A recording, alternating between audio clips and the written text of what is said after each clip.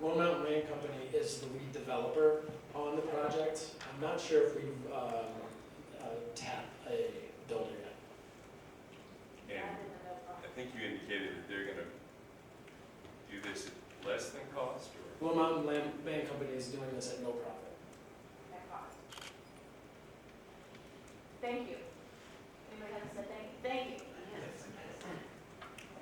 These I have less of a question than a request, I guess. We talked about transportation as part of one of the components of this, and I think it is a key component of housing. When we formed the Big Sky Transportation District back in the 90s, it was one of the first things that came out of resort tax after sewer and water. Our vision then was that we would have a tourist shuttle that maybe employees could ride also, and I think everybody's observation has been now that's pretty well the opposite. That transportation district is crucial in moving our employees around, not only within the community, but to bring them from that 80% that's commuting outside the community. That's more cars on the highway, that's a gazillion things. And I pointed out here because our resort tax board has funded that transportation district at a very high level since the beginning. David Kack with the Western Transportation Institute, I want to call out Enion, who's maybe been on the board since day one, if not pretty close to it. And I'm going to need you to help me with a little bit of the numbers, but as that has expanded and that service has expanded to come up the canyon from Bozeman, we've sought other partnerships to try to help facilitate that. Madison County has stepped up and funded. Of course, Yellowstone Club and several private businesses have stepped up, as well as the Transportation District, its federal grant funding, and the Resort Tax District. But the one partner that has not until last year is Gallatin County. By far, the majority of the riders on that bus are from Gallatin County. I think there's a misperception at the Gallatin County Commission that that bus is full of skiers that are coming to Big Sky and private business should pay for it, when my understanding, in fact, is that that bus is mostly full of employees. So last year, as every year, the Transportation District applied for funding from Gallatin County. They've always been shut down pretty resoundingly. Last year, the award was $50,000 with explicit instructions, don't come back. Well, it was a one-time capital expense. Right. So it was not funding the service. It was funding us to buy a bus so that we can have another $50,000 for a $500,000 bus, Right. basically. To me, that's insulting, a little bit of the slap in the face. However, we have, one of the things at the Chamber that we've worked really hard on in the past few years is to improve our partnerships with our elected officials. And we've got a great dialogue with Gallatin County Commission. Commissioners have been very present in the community, have done a lot of work here, and they're very responsive to what community members say. I don't know when that budget discussion happens again. I believe it's spring. When that meeting happens, boy, it sure would be great to see this many people there. I'm just not happy with that answer. I don't think it's fair. I don't think it accurately reflects the economic impact of that transportation system, which in effect is providing jobs outside of the community to the rest of Gallatin County, a tremendous economic benefit. There's a zillion studies you can look at and put numbers to that to your heart's content. But to me, I think that should be at least a $250,000 annual operating expenditure. And I'm just not happy with that answer. I think it spits on all of us. So I would encourage this, saying that is a huge component of housing. I see many business owners in the room, and I know a lot of you have employees that ride that bus. So that's not, none of these solutions are going to solve it. But that one solution, if we could get much better support and increase that service, there's really nothing but a win-win. Well said. So if there's nothing else you guys do to take away from this, it's email. Email county commissioners, email legislators, get involved. And that was show up, yes, and make your voice heard. That's David O'Connor, who serves as our chair of the board of Big Sky Chamber of Commerce. Thank you to him for all his leadership on that. Okay, before we have one last question, remember your white cards. If you have questions, volunteer. If you want your email, whatever, put them in the fishbowl. We're going to have those cookies and water, so once we break here, please stay and converse. There's lots of people to answer your questions. And I see one question here. Was there still one back there? Oh, there's two. Okay, now we're going on roll. Yes? Question is, how involved is DOT, the Department of Transportation, in Looking at the road system. That's all I need. No, well, that might be another meeting, but this is just a question for this year. We have that one bridge down by the Conoco, and the entire community essentially lives or dies by the sustainability of that bridge and the width of the roads.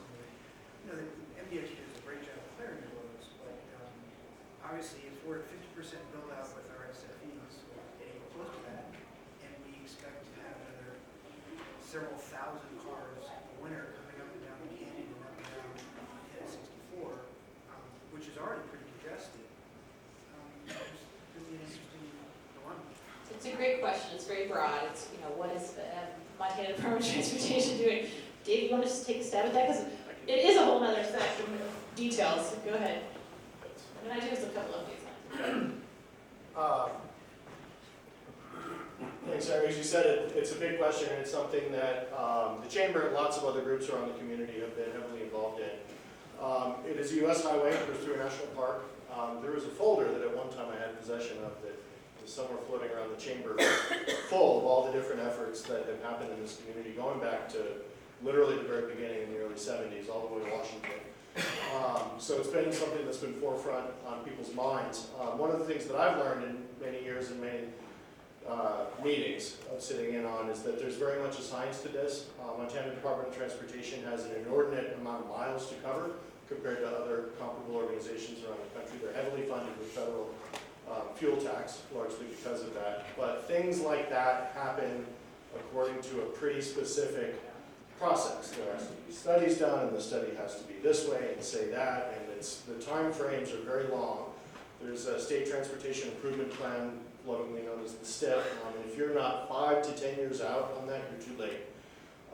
So for various reasons, the diffuse nature of our community, we don't have a transportation department, a streets, a public works, or anything like that here to kind of keep tabs on that. The Chamber has been trying to forge that road a little bit in the past couple of years with Resort Tax Partnership. We do have some funding for a transportation study. It's one of our pillars in the next few years of things that the Chamber needs to be trying to peel the onion back a little bit and uncover a little bit what we can do.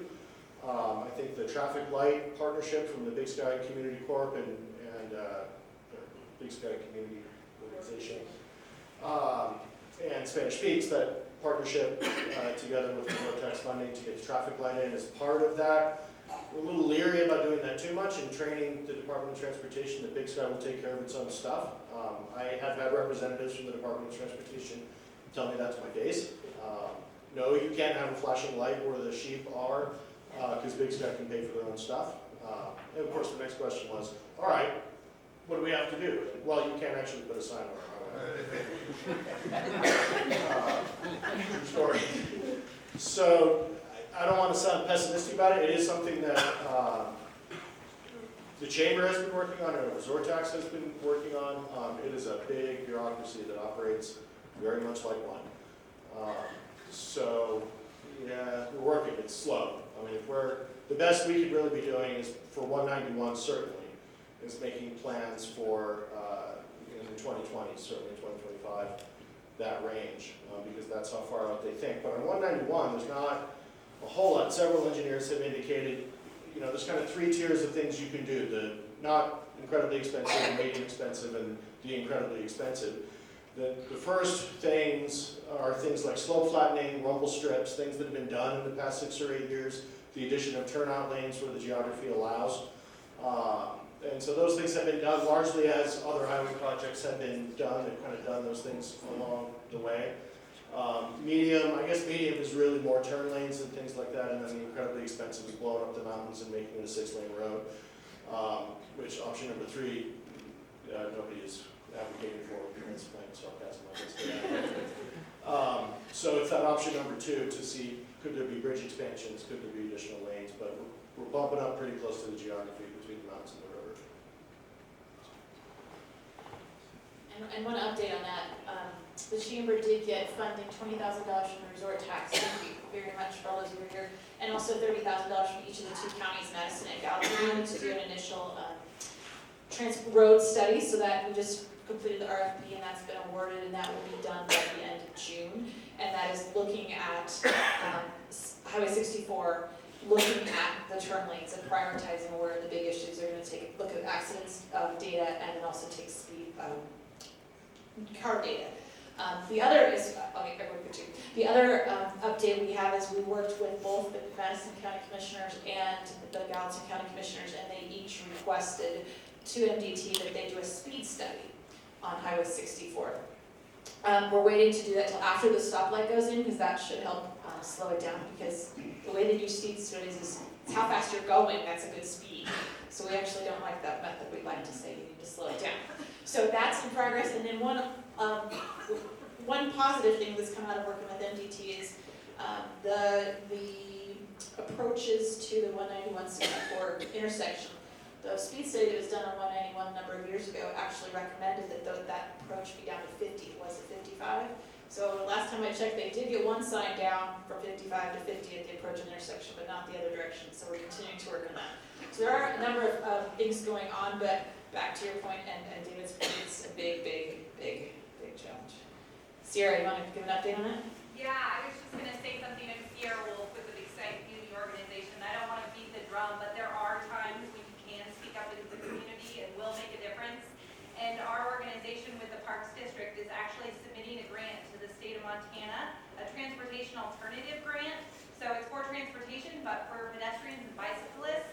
And we're doing that next month. It's for over $500,000 to help fund that tunnel, the pedestrian tunnel, that would go under Highway 64 at the Little Coyote intersection there, and would really pay for a significant, almost the entire remainder of what Resort Tax has not committed to that project and make it happen. And one of the big components of that on the grading and scoring of it is community support for a project. So we will do our best as a community to keep you all informed and let you know when there is opportunities to speak up. And we just ask that when you do, and if you are passionate about some of these issues, please speak up, send that email, write that letter, give me a call, whatever it may be. We really do appreciate your time, and the more we speak up, the more action will actually occur here. It works, it really works. Awesome. Just repeating for the camera, this is your opportunity to get more engaged and support the funding, the grant for the tunnel, pedestrian tunnel under Little Coyote, and that's coming this spring, and there'll be more information to follow it, how you can all get engaged. All right, one more, okay. On that same vein, my name is Amanda Eggert. I work for Explore Big Sky, and I was just going to say, please send letters to the editor on housing issues, on infrastructure issues, incorporation. We're really trying to be more of a community forum for these discussions. And then I also have a question. I'm curious. I'll just repeat that for the camera, that please encourage the community to write letters to the editors to get the community engagement going and discussion in Explore Big Sky. Yeah, and then also I'm wondering for the Penny for Housing, what the sense is in terms of the people that are closest to that issue if the legislative session that's happening in Helena right now is kind of a period favorable for that. Kevin, you want to take that one? Predicting the legislature. Yeah, that's a loaded question, Amanda. I wish I had my crystal ball, but it broke a long time ago. For people's knowledge, we tried this 2 years ago. We actually amended a bill that was in committee last session and got them to add it was 1% for historic preservation. We got them to add 1% for historic preservation and workforce housing. That bill passed fairly decisively through the House, and it failed in the Senate on a tie 25 to 25 vote. This time around, we're feeling fairly optimistic that, we feel our odds are, to be quite frank, probably 50-50. And the more support we can get and the more you can talk to your legislators, hopefully the more successful we can be. Just one more thing on the talking to legislatures. This is just my personal opinion. When we're talking about all the transportation issues, the MDT is so backlogged with their funding. That's why I personally am interested in the 10%, the 10-cent gas tax, just to get some more funding to that. And there's a whole issue with getting the more money we have in the Montana tax. Montana funds for transportation allows us to have more federal matching funds. Okay. All right. So remember the cards. Remember to vote. Email your legislatures, your county commissioners, everybody. We love your comments, we love you to get engaged. Thank you for being here tonight. Enjoy some cookies graciously provided by the chefs at Yellowstone Club, and mingle and enjoy. Thank you very much.